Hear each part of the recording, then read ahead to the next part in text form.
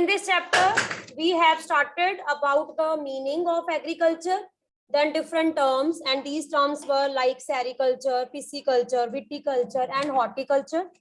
After that, types of farming. Till now, I have discussed with you subsistence farming and intensive subsistence farming. And we were doing shifting cultivation. क्या होती है shifting cultivation? In shifting cultivation, farmers first of all select the patch of land. Select करते हैं, उसमें जितने भी vegetation होते हैं उसको काट देते हैं. Slash and burn. Slash का मतलब काटते हैं. Then they burn.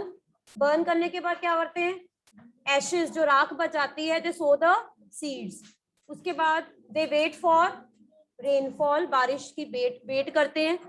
3-4 months के बाद जब crops पूरी तरह से पक जाती हैं, then they keep on shifting. Keep on shifting का मतलब फिर कोई और पैच ढूंढते हैं. एंड इसके बाद आसपास का पूरा एरिया कवर करने के बाद फिर उस फॉरेस्ट से शिफ्ट होकर कहीं और चले जाते हैं. This cultivation is known as shifting cultivation. और आपको पता है, अपने ब्रिटिशर्स के टाइम पीरियड में मैंने आपको बताया था कि शिफ्टिंग कल्टीवेशन को बैन कर दिया. क्यों बैन किया? क्योंकि जब लोग शिफ्ट होते रहेंगे तो ब्रिटिशर्स के पास उनकी इनकम और टैक्स जो है रेवेन्यू कलेक्ट नहीं होगा. So that's why at that time they ban the shifting cultivation. तो अब आपने ज्योग्राफी में इसको कैसे याद रखना है? हाँ जी महक, ज्योग्राफी में आपने इसके अलग अलग नेम बताओ. शिफ्टिंग कल्टीवेशन के ना अलग अलग नेम है. एक तरफ आपने कॉन्टिनेंट का नाम याद रखना है, एक तरफ आपने शिफ्टिंग कल्टीवेशन का नेम याद रखना है. हाँ जी, हाँ जी अनवय. हाँ हाँ वेरी गुड. नंबर 1, हमारी कंट्री में नॉर्थ ईस्ट स्टेट्स जो है वहां पे शिफ्टिंग कल्टीवेशन को क्या बोलते हैं? झूमिंग. झूमिंग बोलते हैं. Then milpa. मैक्सिको में इसको क्या बोलते हैं? मिल्पा. देन ब्राजील में क्या बोलते हैं? रोका. एंड मलेशिया में इसको क्या बोलते हैं? लादेन. लादेन. ठीक है, इसका मतलब नाम सेम है, कल्टीवेशन सेम है, लेकिन पूरे वर्ल्ड में इसको अलग अलग जो है वो प्रैक्टिस किया. Pulkit and Gurkaran, you are sitting together. आपकी सीट इकट्ठे है बेटा. वेट वेट, आप चेंज कर लो अपने से. आपके साथ कौन बैठा है? बेटर है उसके साथ बैठो.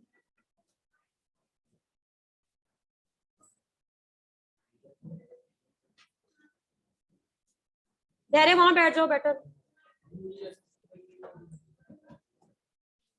अब देखो, जरा सी भी जिसकी सीट चेंज होती है ना पता लग जाता है.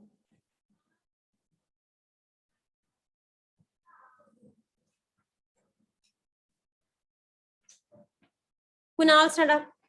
What is the name of shifting cultivation in Northeast India? Jasleen. हाँ, ऐसे याद रखना है. अकॉर्डिंग टू 1 मार्क आपको पता होना चाहिए बेटा शिफ्टिंग कल्टीवेशन के अलग अलग कॉन्टिनेंट्स या अलग अलग सिटीज में या कंट्रीज को क्या बोलते हैं. देन मैक्सिको में क्या बोलते हैं? मिल्पा. देन रोका कहाँ पे? Brazil. Then ladang in Malaysia. और वैसे इसका अदर नेम क्या है? Slash and burn. तो आपको शिफ्टिंग कल्टीवेशन के नेम और उनके एरियाज के नेम आपको पता होने चाहिए एंड डेफिनेशन इसकी याद होनी चाहिए. अब आ जाओ नोमैडिक हर्डिंग. नोमैडिक बच्चे आप 6th क्लास में या 5th क्लास में जब थे तो आप तब से ये वर्ड पढ़ते आ रहे हो. नोमैड. नोमैड कौन होते हैं? People who keep on moving with their animals from one place to another. अब ये लोग क्या करते हैं? एनिमल्स के हर्ड का मतलब होता है झुंड. हर्डिंग. एनिमल्स के झुंड को क्या बोलते हैं? हर्ड. तो इनको क्या बोलेंगे? Nomadic herding. यानी कि इनका मेन ऑक्यूपेशन क्या होता है? हर्डिंग. और एनिमल्स को ग्रेजिंग के लिए लेकर जाते हैं. कई बार क्या होता है, हिली एरिया से नीचे आ जाते हैं, जब नीचे ग्रास खत्म हो जाती है फिर हिली एरियाज में ले जाते हैं. And keep on moving from one place to another, इसलिए इनको क्या बोलते हैं? Nomadic herding. ठीक है. Is practice in the semi arid. Arid का मतलब होता है ड्राई. मेनली ये लोग कहाँ पे होते हैं? Dry areas. इट मीन्स जब आपसे मैं ये पूछूं कि बेटा tell me the areas of nomadic herding, तो आपने मेन ड्राई एरियाज बताने हैं. अब ड्राई एरियाज आपने सिर्फ इंडिया के नहीं पूरे वर्ल्ड के याद रखने हैं. आपको पता है हमारे पूरे वर्ल्ड में देखा जाए तो जहाँ पे डेजर्ट्स होते हैं वो ड्राई एरिया होते हैं. ठीक है, तो क्या नाम याद रखोगे आप? डेजर्ट्स के नाम. कौन कौन से? लाइक सम रीजंस ऑफ सहारा. कुछ आपने पार्ट्स बताने हैं. सहारा. सहारा जो है वो डेजर्ट. देन सहारा कहाँ पे? पहले तो ये पता होना चाहिए आपको. सहारा कहाँ पे? अफ्रीका. साउथ अफ्रीका तो कंट्री है, इज इन अफ्रीका, लेकिन आपने बताना है साउथ अफ्रीका में. ठीक है. Then central Asia. Central Asia मतलब एशिया के सेंटर में कुछ डेजर्ट एरियाज है, वहां पे है। हाँ, इंडिया की बात करें तो इंडिया में इंडिया का डेजर्ट कौन सा आएगा? थार। थार कहाँ पे है, किसके पास है? Rajasthan, Rajasthan. Then even Jammu and Kashmir के भी कुछ पार्ट्स जो है वो desert area. Now Manas, tell me 3 areas of nomadic herding. Number 1, some areas of Sahara, some areas of Rajasthan, some areas of Jammu and Kashmir. पूरा नहीं बताना, some areas बताओ। आगे आ जाओ। In this type of farming, herdsman, herdsman कौन? जो herding यानी कि एनिमल्स के हर्ड्स यानी कि झुंड को लेकर एक जगह से दूसरी जगह जाता है with their animals.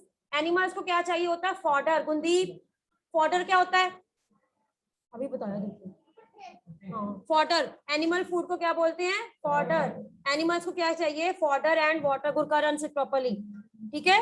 Along defined roots. Roots का मतलब है इनका प्रॉपर रूट डिफाइन होता है। रूट डिफाइन का मतलब है इनको पता होता है कि कहां से कहां जाना है। एनिमल्स को भी प्रॉपर रूट्स का याद होता है। Then these types of movement arises in response to climatic conditions and terrain. Climatic condition का मतलब क्या होता है? जब बहुत सर्दी होती है तो ये क्या करते हैं? हिली एरिया से नीचे आ जाते हैं, और जब नीचे समर सीजन शुरू हो जाता है फिर ये अपने एनिमल्स को लेकर हिली एरियाज में चले जाते हैं। अकॉर्डिंग टू क्लाइमेट वो मूव करते हैं। टेरेन का मतलब होता है सरफेस। सरफेस का मतलब जिन एरियाज में ग्रास ज्यादा होती है वहां पे ये ज्यादा देर तक रहते हैं, जहां पे ग्रास कम होती है, स्नोफॉल होना शुरू हो जाती है, वहां से ये शिफ्ट कर जाते हैं। और मेनली कौन से एनिमल्स की नोमैडिक हर्डिंग ज्यादा की जाती है? Sheep, camel, yak, goats are commonly reared. Reared का मतलब होता है पाला जाता है। दे प्रोवाइड, अब क्यों, रीजन क्या क्या मिलता है इनको? मिल्क, देन मीट, वूल। बच्चे हाइट पता क्या होती है? Height animal skin. एनिमल की स्किन को लेदर के लिए यूज किया जाता है। लेदर शूज बनाए जाते हैं, बेल्ट बनाई जाती हैं, बैग बनाए जाते हैं। Hides and other products for herders and their families. So now you can write 3-4 lines on nomadic herding. Nomadic herding का मीनिंग क्लियर होना चाहिए, एरियाज पता होने चाहिए। देन थर्ड आपको पता होना चाहिए कि अल्टीमेटली क्यों मूव करते हैं according to climate and terrain. Then fourth आपको पता होना चाहिए कि एनिमल्स रियर क्यों करते हैं, उनके क्या क्या यूजेस होते हैं। आगे आ जाओ, कमर्शियल फार्मिंग। नेक्स्ट टाइप क्या है? मैंने पूरा टेबल बनाया था, उस टेबल के अकॉर्डिंग आपने सारा याद करना है। सबसे एक तरफ की सब्सिस्टेंस, दूसरी तरफ कौन सी है? कमर्शियल।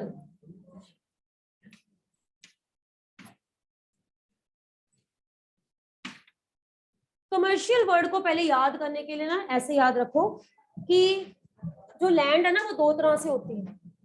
जिस लैंड पे आप रह रहे हो वो आप घर बना के रह रहे हो, लेकिन अगर मार्केट में लैंड है तो वो लैंड कौन सी होगी? कमर्शियल। कमर्शियल का मतलब होता है मार्केट, सेल, यानी कि फॉर सेल एंड परचेज। तो फार्मिंग मतलब ऐसे लोग जो प्रॉफिट कमाने के लिए फार्मिंग करते हैं, बेचने के लिए फार्मिंग करते हैं, उनको क्या बोलते हैं? Commercial farming. जिनका मेन मोटिव होता है बेचने के लिए फार्मिंग करना, क्योंकि इनके पास इतने ज्यादा सोर्सेज होते हैं, इनके पास बहुत ज्यादा लैंड होती है, मशीन्स होती हैं, और इनका मेन मोटिव होता है टू अर्न मैक्सिमम मनी। उसको क्या बोलते हैं? कौन सी फार्मिंग? Commercial farming. सबसे पहले याद रखो, in commercial farming crops are grown and animals are rear. दोनों चीजें करते हैं फार्मर।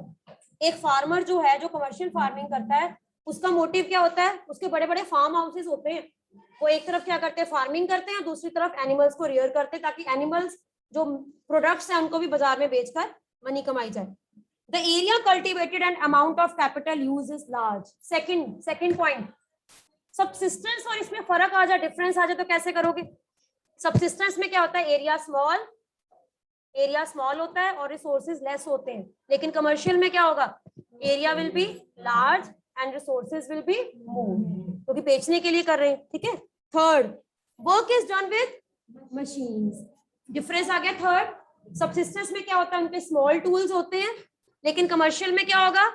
कमर्शियल फार्मर दे यूज मशीन, वो मशीन यूज करते हैं। Then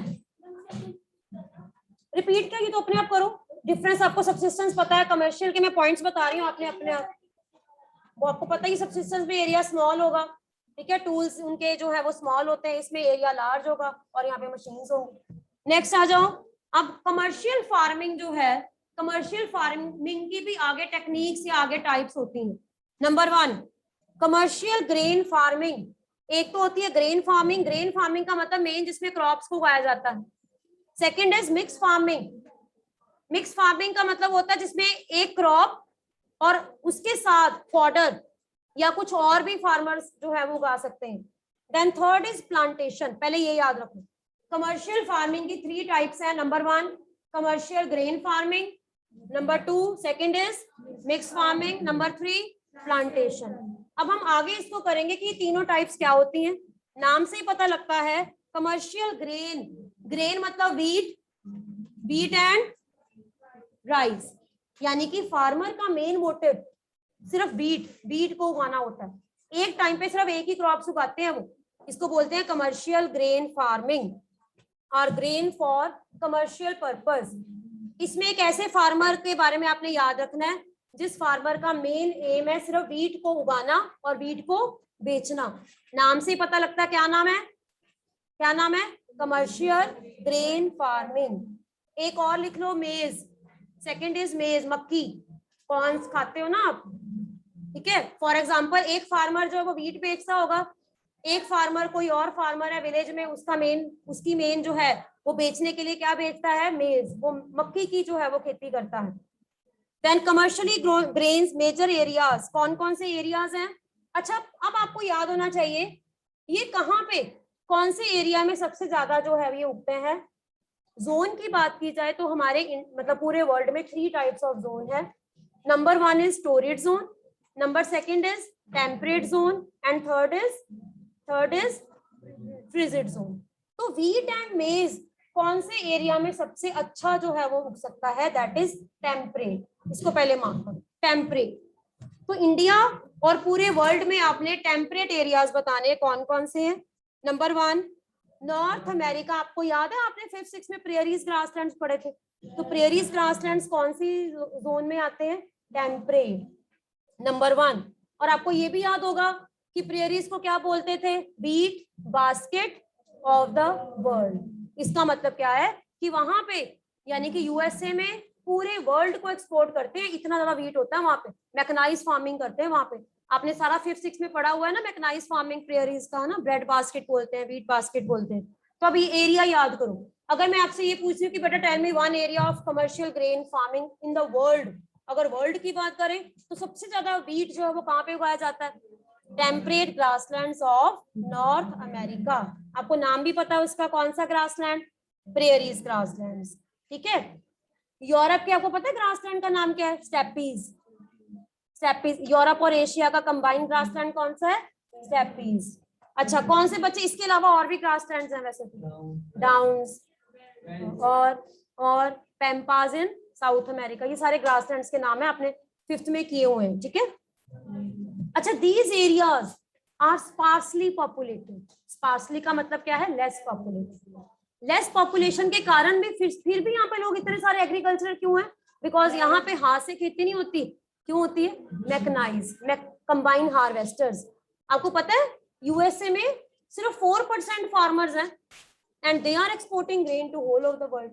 In India 50% of the farmers, but we are not independent. Reason क्या है कि यहाँ पे हमारी कल्टीवेशन जो है वो मैकेनाइज कम है, वहां पे मैकेनाइज ज्यादा है। अच्छा फिर से याद रखो, commercial grain farming, 2 crops of commercial grain farming, wheat and मेज। एरियाज वर्ल्ड की बात की जाए तो temperate grasslands of north America, Europe and Asia, ठीक है। And commercial grain farming mostly high populated areas में होती है, less populated areas less populated, क्योंकि मैकेनाइज लार्ज फार्म्स चाहिए, ठीक है, 100 ऑफ हेक्टेयर्स। देन अच्छा प्रॉब्लम इंडिया में क्या है, population and size of land holding is very small. अच्छा एक और रीजन पता क्या है, हमारे यहाँ पे विलेज एरियाज में क्या होता है, फादर है, उनकी लैंड है, सपोज उनकी 10 हेक्टेयर्स लैंड है, उनके आगे 3 बेटे हैं, उनकी डेथ के बाद क्या होगा, land will be divided according to 3, आगे जाके फिर 2 है तो land will be divided according to that. लेकिन फॉरेन कंट्रीज में ऐसा नहीं है, वहां पे फार्मिंग जो है वो गवर्नमेंट क्या करती है, गवर्नमेंट अपने हाथ में लेती है और साइज ऑफ लैंड होल्डिंग्स को प्रॉपर मैकेनाइज फार्म्स बना देती है, बड़े बड़े फार्म हाउस बनाती है गवर्नमेंट फार्मिंग में। हमारे यहाँ पे प्राइवेट ऐसे प्रॉब्लम ये आती है कि हमारे यहाँ पे जो है वो फार्मर्स को नॉलेज नहीं, इलिटरेट है और उनको इतनी जो है वो टेक्निकल नॉलेज नहीं है जितनी कि वहां पे, ये भी एक रीजन है। ठीक है, वहां पे बिजनेस पर्पस के लिए किया, तभी तो क्या है ये कमर्शियल ग्रेन फार्मिंग। उनकी कॉन्टिनेंट्स में, उनकी कंट्री में सबसे ज्यादा मनी जो है वो वीट कमाकर अर्न किया जाता है, पर हमारे यहाँ पे ऐसा नहीं है। ठीक है, देन इसके बाद आपने बताना है only single crop. Commercial grain farming और मिक्स क्रॉप जो है फार्मिंग में क्या फर्क है? कमर्शियल ग्रेन फार्मिंग में सिर्फ एक ही क्रॉप उगाई जाती है, लेकिन मिक्स फार्मिंग में मिक्स का मतलब दो मतलब एक क्रॉप के साथ दूसरी भी उगाई जाती है। टाइम पीरियड का मतलब होता है जब गैप आ जाता है। ठीक है, आगे आ जाओ। मिक्स फार्मिंग क्या होती है? Mix farming, wait for 1 minute, I will check what students have.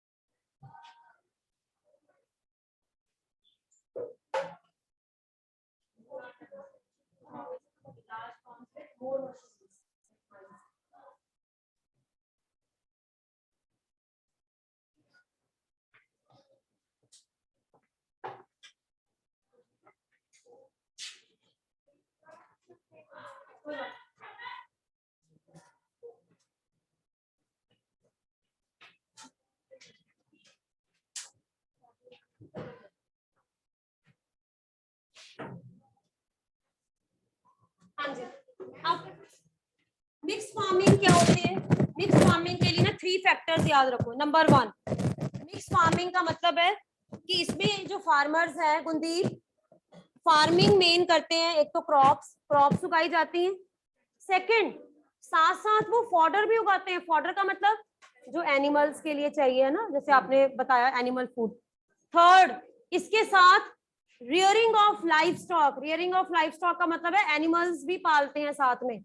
और एट ए टाइम दो क्रॉप्स उगा सकते हैं। मिक्स फार्मिंग का मतलब क्या होता है? सिर्फ एक ही नहीं, वो 2 क्रॉप्स उगाते हैं अल्टरनेट का मतलब क्या होता है? जैसे 6 मंथ्स के लिए वीट उगाया और कुछ देर के लिए खाली छोड़ दी जगह, उस पर्टिकुलर टाइम पीरियड में के लिए एनिमल फॉडर उगा लिया। 1 मंथ के बाद फॉडर तो बहुत जल्दी हो जाता है और in the main time soil जो है वो प्रॉपर फर्टाइल भी हो जाती है। उसके बाद फिर वो सेकंड क्रॉप उगाते हैं। मिक्स का मतलब होता है एट ए टाइम एक ही खेत में अलग अलग तरह की जो है वो फसलें उगाई जाती है, उसको क्या बोलते हैं? Mix farming. ठीक है, yes. Mix farming, the land is used for growing food. Number 1, growing food.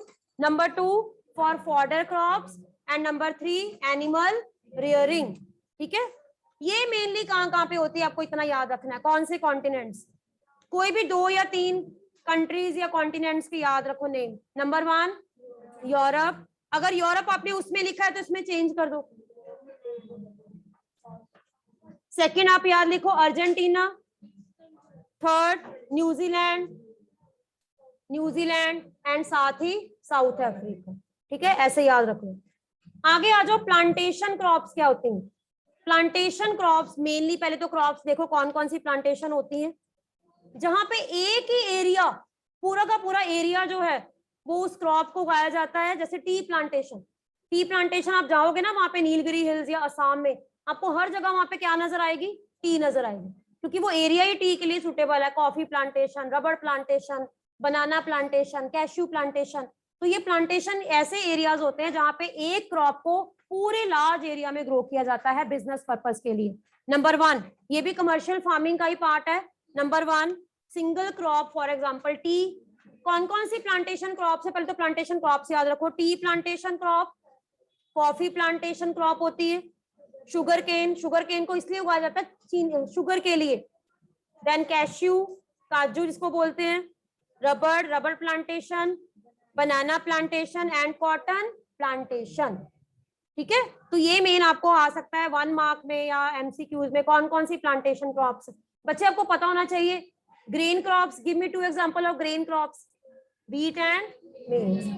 Give me one example of animal crops. Animal के लिए कौन सी होती है? फॉडर, फॉडर याद रखो। Then tell me 3 example of plantation crops. Tea, sugarcane, ठीक है। यस, लार्ज, लेकिन इनके लिए पता क्या चाहिए होती है? Large amount of labour.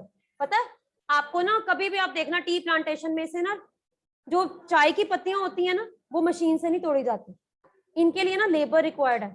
अगर आपने देखा होगा असम में लेडीज जो है वो क्या करती हैं, बास्केट होती है उनके पीछे, और जिस टाइम पीरियड में उन्होंने लीव्स तोड़नी होती है ना, वो हाथ से तोड़ते हैं लीव्स। लीव्स तोड़कर किसमें डालते हैं? बास्केट में। जब भी कोई टी पैकेट होगा ना, उसमें देखना है कि लेडी है, उसके पीछे बकेट है, तो ये वहां का सिंबल है। मशीन से लीव्स क्यों नहीं तोड़ी जाती? क्योंकि लीव तोड़ने का एक पैटर्न होता है। आपने सिर्फ लीव तोड़नी है, उसके साथ अगर उसकी स्टेम तोड़ दोगे तो चाय खराब हो जाएगी, ठीक है। ऐसे ही कॉफी का भी एक अलग तरीका होता है। बनाना प्लांट, बनाना थोड़ी मशीन से जो है वो होंगे, वो उसका भी क्या होता है, पेड़ पे चढ़ के उसको प्रॉपर क्या करना पड़ता है? काटना पड़ता है। तो हर एक क्रॉप का ना अलग अलग तरीके से क्या होता है, लेबर रिक्वायर्ड होती है, और जितनी लेबर ज्यादा रिक्वायर्ड होगी उतना ही कॉस्टली उसकी जो है, उसकी इन्वेस्टमेंट भी कॉस्टली होगी। तो आपने क्या बताना है? Large amount of labour and capital is required. Capital का मतलब होता है इन्वेस्टमेंट, इन्वेस्टमेंट करनी पड़ती है आपको। The produce may be processed on the farm itself in nearby factories. दूसरी प्रॉब्लम क्या है? इसको आप ऐसा यूज नहीं कर सकते हो, इसको आप ऐसा यूज नहीं कर सकते हो। कैसे? शुगर केन से क्या बनेगी? शुगर। तो आपने देखा फगवाड़ा रास्ते में शुगर इंडस्ट्रीज हैं, शुगर केन वहां पे लेकर जाओगे, वहां से शुगर कन्वर्ट करेंगे। कॉटन, कॉटन को भी ऐसा यूज नहीं कर सकते, कॉटन को पहले प्रोसेस करेंगे। चाय की पत्तियों को भी ऐसा यूज नहीं करेंगे, उससे क्या करेंगे? पहले उनको सुखाएंगे और उसको फिर क्या बनाएंगे? टी बनाएंगे, उसके बाद उसको यूज करेंगे। इनकी क्या होती है? प्रोसेसिंग, और आसपास की फैक्ट्रीज में इनको लेकर जाते हैं, वहां पे इनको कन्वर्ट किया जाता है। Then major plantation in the tropical. अच्छा, ये कौन से एरियाज में ज्यादा होती हैं? ट्रॉपिकल। ट्रॉपिकल कौन से एरियाज? ट्रॉपिकल एरियाज कौन से? ट्रॉपिक्स के बीच में सेंटर में ये देखो, equator, tropic of Cancer, tropic of Capricorn, ये हो गए ट्रॉपिकल एरियाज। इन एरियाज में ये ज्यादा होती हैं प्लांटेशन क्रॉप्स। ट्रॉपिकल एरियाज कौन कौन से? अब हर एक एक प्लांटेशन का एक एक एरिया याद रखो। रबड़ कहाँ पे? मलेशिया। कॉफी ब्राजील, सबसे मैक्सिमम सबसे बेस्ट क्वालिटी की। Then tea in India, India number 1 है टी पे। एंड श्रीलंका, श्रीलंका में भी है। तो आपने इनके प्लांटेशन के एरियाज याद रखने हैं। हाँ हो सकता है, if it is written. No, उसको उठाना।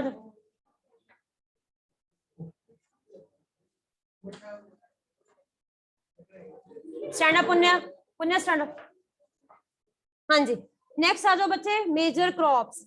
A large variety of crops are grown to meet the requirement of the growing population. Crops also supply raw material. अच्छा, अब आ जाओ एग्रो बेस्ड इंडस्ट्रीज क्या होती हैं? एग्रो बेस्ड इंडस्ट्रीज ऐसी industries जिनमें रॉ मटेरियल जो है वो एग्रीकल्चर से यूज किया जाता है, उसको क्या बोलते हैं? Agro based industries. शुगर क्या है? एग्रो बेस्ड, क्योंकि शुगर बनाने के लिए क्या यूज होगा? शुगर केन, ठीक है। तो शुगर इंडस्ट्री क्या है? Agro based industry. Next is major food crops are. Food crops कौन कौन सी होती हैं? Wheat, rice, maize and millets. ऐसी क्रॉप जिनसे थ्रेड बनाया जाता है उनको क्या बोलते हैं? जिनसे थ्रेड बनाते हैं, फाइबर। कौन कौन सी हैं? जूट एंड कॉटन, ठीक है। अच्छा, बेवरेज इनको ड्रिंकिंग के लिए यूज किया जाता है, टी एंड कॉफी। चलिए अब फिर से कैटेगरी फुल के stand up. Give me 2 example of beverage crops. Give me 2 example of beverages जिनको ड्रिंकिंग के लिए यूज किया जाता है, टी एंड कॉफी। पता ही नहीं पुलकित, पता नहीं कहाँ है ध्यान आपका। बानी। 2 fibre crops, cotton and jute. Crop नहीं है ना, क्रॉप, क्रॉप बताना है, कॉटन एंड जूट। पुण्या। 2 फूड क्रॉप्स, खाते नहीं हो कुछ, व्हीट एंड राइस। यशिका। हाँ जी, अच्छा एक एग्जांपल बताओ प्लांटेशन का। अगर मैं आपसे ये पूछूं एग्रो बेस्ड इंडस्ट्री का कोई एग्जांपल बताओ। शुगर केन, शुगर केन किस में यूज होता है? Sugar agro based industry. ठीक है, अब आपको पता होना चाहिए अलग अलग क्रॉप्स के बारे में। This chapter is all about different different crops. Yes anyway, millets, oats, आजकल तो बहुत लोग ओट्स खाते हैं, ओट्स का कॉम्बिनेशन है। हाँ जी अनवे। यस राइस, राइस के बारे में लाइंस बताओ बेटा। Rice you can read. हाँ जी। Rice is a major food crop of the world and is grown in tropical and subtropical regions. It needs high temperature and okay अब आपको मैं क्या पूछ सकती हूँ? नंबर 1, राइस जो है वो बेस्ट क्वालिटी का राइस कौन सी जोन में उग सकता है? ट्रॉपिकल एंड सब ट्रॉपिकल। अब आपको ना बेटा हर क्रॉप के लिए ना इंडिविजुअल क्लाइमेटिक कंडीशंस याद करनी है। क्लाइमेटिक कंडीशंस, हर क्रॉप के लिए क्लाइमेटिक कंडीशंस क्या क्या रिक्वायर होती हैं। अब अगर किसी ने राइस सबसे पहले उगाना है तो उसको क्या देखना पड़ेगा कि उनके एरियाज में रेनफॉल प्रॉपर है, टेम्परेचर हाई होना चाहिए। नंबर 1, टेम्परेचर की बात करें तो टेम्परेचर क्या होना चाहिए? हाई। नंबर 2, ह्यूमिडिटी लो होनी चाहिए कि हाई? ऐसे याद रखो, ठीक है। रेनफॉल लो होनी चाहिए या हाई? यस, राइस वहां पे उगेगा जहां पे बारिश बहुत होती है, ठीक है। सॉइल क्वालिटी भी अच्छी होनी चाहिए। It grows best in the कौन सी soil? Alluvial clayey soil which can retain water. China सबसे ज्यादा राइस जो है वो कहाँ पे होता है? China leads in the production of rice. Number 2 पे कौन है? इंडिया, ठीक है। फेवरेबल क्लाइमेटिक कंडीशंस, इसके अलावा इंडिया की बात करें, मैप में आएगा ये आपको मैप में फिल करना है। मैप में जब हम करेंगे ना, मैप में हमने फिल करना है। Number 1 West Bengal, number 2 Bangladesh. 2 to 3 crops grow in a year. Rice के लिए आपने मेन ये याद रखना है। Again Kunal stand up, tell me climatic condition suitable for rice. 3 4 बताओ जल्दी से। नंबर 1, मैं वर्ड बोलूंगी आपने मुझे बताना है उसका हाई या लो वटएवर जो भी है। Rainfall, okay. ह्यूमिडिटी, जब रेनफॉल हाई तो ह्यूमिडिटी भी तो हाई होगी। Third, temperature high. Fourth, soil, high low नहीं होगा, सॉइल का टाइप बतानी है। सॉइल कौन सी होगी? एलुवियल सॉइल, ऐसे याद रखो। आपको ना हर क्रॉप का क्लाइमेटिक कंडीशन ऐसे याद रखनी है। इन द एंड हम पता क्या करेंगे? प्रॉपर बॉक्स बनाएंगे, एक तरफ क्रॉप्स के नेम, कॉमन फीचर उनके लिखने हैं, टेम्परेचर, सॉइल, रेनफॉल, ताकि आपको हर क्रॉप का जो है प्रॉपर जो है वो पता होना चाहिए क्लाइमेटिक कंडीशंस क्या होती हैं। ऐसे ही अब आपने जैसे राइस का याद किया, अब आपने इसको वीट के लिए याद करना। Number 1, wheat required which kind of temperature? Moderate, मतलब ना ज्यादा हाई ना ज्यादा लो। तो जब हम टेम्परेचर का कॉलम बनाएंगे तो इसमें क्या लिखेंगे? मॉडरेट। Number 2, rainfall. अब रेनफॉल देखो, रेनफॉल किस टाइम पीरियड में क्या चाहिए? ड्यूरिंग ग्रोइंग का मतलब होता है कि जिस टाइम पीरियड में हमने सोइंग करनी है ना, सीड्स डालने हैं, उस टाइम पीरियड में रेनफॉल चाहिए। एंड ब्राइट सनशाइन, जितनी ज्यादा सनशाइन होगी, जितनी ज्यादा धूप होगी ना, वीट उतना ही जो है वो खिलेगा। At the time of harvest. अच्छा, कई बार आपने देखा है जिस टाइम पीरियड में 13 अप्रैल के नियर अबाउट बारिश हो जाती है तो न्यूज़पेपर में आता है कि फार्मर्स की क्रॉप जो है वो खराब हो गई। रीजन क्या? पानी ज्यादा पड़ जाता है, पानी पड़ेगा तो वीट सारा क्या हो जाएगा? खराब हो जाएगा। इसलिए फार्मर्स की कोशिश क्या होती है, जैसे ही क्रॉप्स पक गई हैं उनको काट लेते हैं, स्टोर कर लेते हैं। लेकिन कई बार अगर बाय चांस बारिश आ जाती है, कई बार फ्लड्स आ जाते हैं, तो क्या होता है? सारी की सारी क्रॉप्स खराब हो जाती है। इसीलिए हमारी कंट्री में ना फार्मिंग को पता क्या बोलते हैं? Gambling of monsoons.